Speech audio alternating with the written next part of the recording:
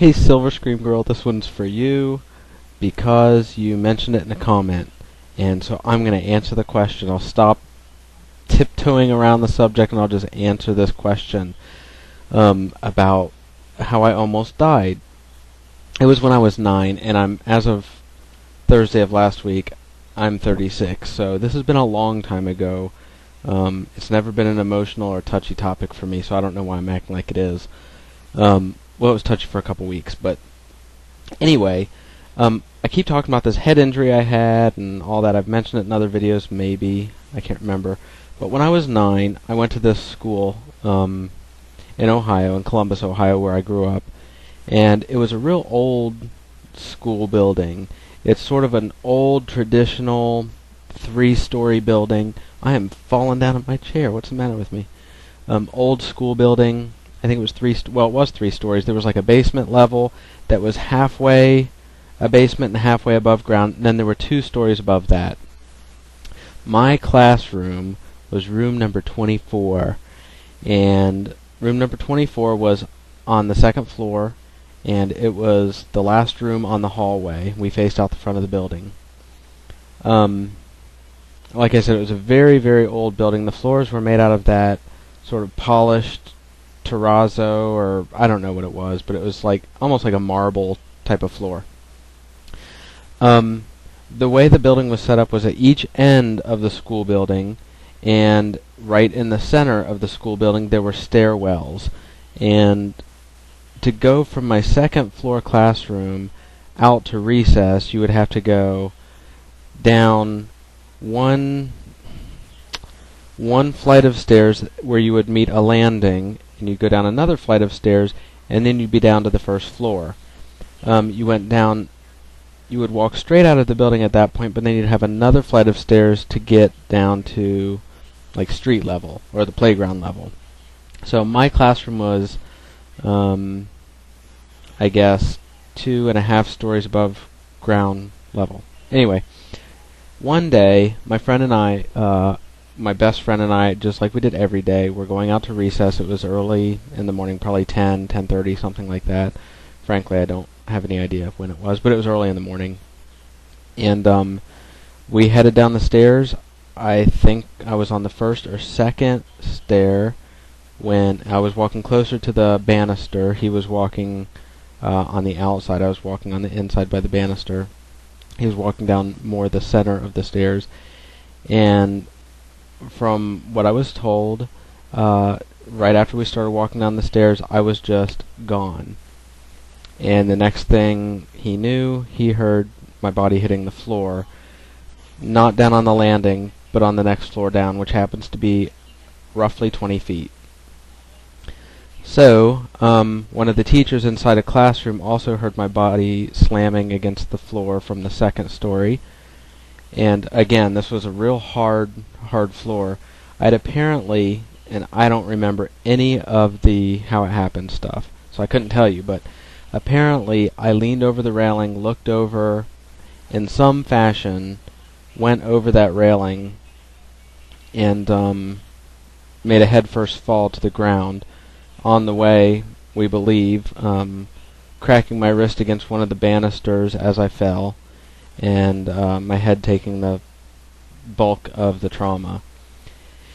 And so a teacher, like I said, came running out of one of her classrooms. I'm sure there was a large crowd shortly thereafter of teachers and faculty and so forth, staff, and hopefully not a lot of kids. Thinking back of it, it must have been pretty traumatic to see for adults, let alone kids. And long story short, it knocked me unconscious for a moment, and then I was awake, but I was being sort of held down to the ground because I clearly had a bad injury. And I don't know how long it took for this to happen, but my eyes, and just whenever you have a really bad head injury to the frontal area, it seems like, your eyes just swell and swell and swell. Well, that's what happened to me. Very quickly they started swelling bad to where I was just barely able to look out. I'll try to speed things forward. The ambulance came and got me. My mom worked very close to my school, and I think even got to the school before the ambulance took me. and I think she rode in the ambulance. I woke up for a moment in the ambulance because I remember 3 sort of ceiling lights above me, and I remember looking at those. I wasn't thinking, oh, are these the you're going to die, come to the lights? I didn't think that at all. I knew they were ambulance lights, and I knew I was in a heap of trouble. So anyway, I was taken to the Children's Hospital in Columbus, a great facility, and was basically treated for a head injury. I can't remember how long I was in the hospital. It seemed like forever because I remember when I got out it was like Christmas. I suffered, and I'll try to show this. I don't know if I can, but most of the hit was to this area right here, right above my eye on this side, and all over here.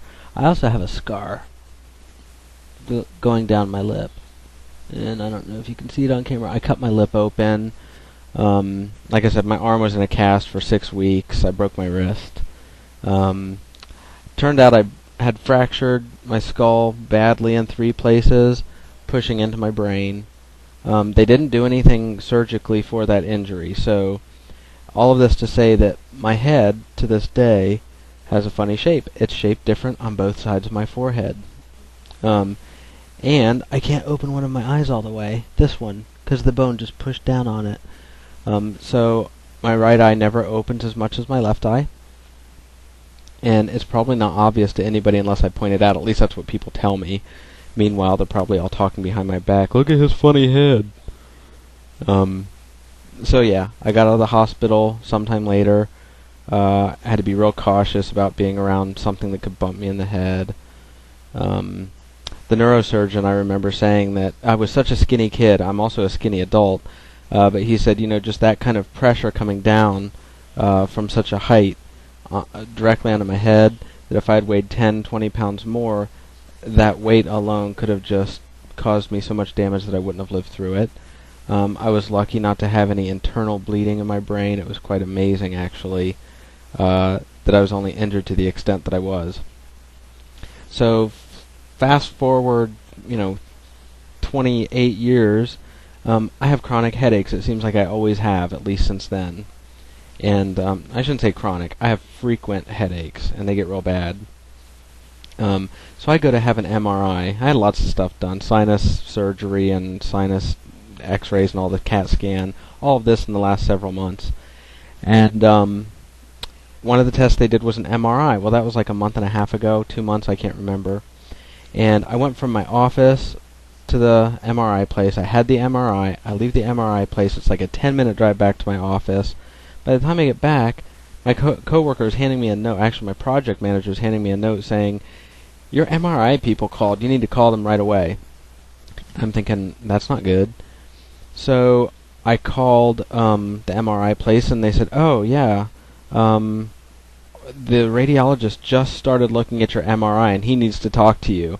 And I'm thinking, oh my God, I've got a grapefruit-sized tumor growing in my head, or oh, I'm bleeding in the brain, or I always think the worst with something like that. Turns out he was like all cautious. He didn't know how to ask me. He goes, well, I was just looking at your MRI, and I was wondering if, well, I'm not sure how to ask you. Do you remember a swift blow to the head? And I was like, you mean like a 20-foot fall onto my head? Yeah. He goes, oh, I didn't see that in your history. And of course I've got that on every medical history I ever write when I am a patient in a new doctor's office, so I don't know how he missed that, but anyway, he said, well, were you aware that you lost a good bit of brain tissue during that accident? I guess he thought I knew that had happened, but I didn't. So I found out a couple months ago that I'm partially brain dead. So that's where that all comes from. I might not edit this down, and it's almost 10 minutes, so thanks for the question. Sorry for the long-ass response. Okay, bye.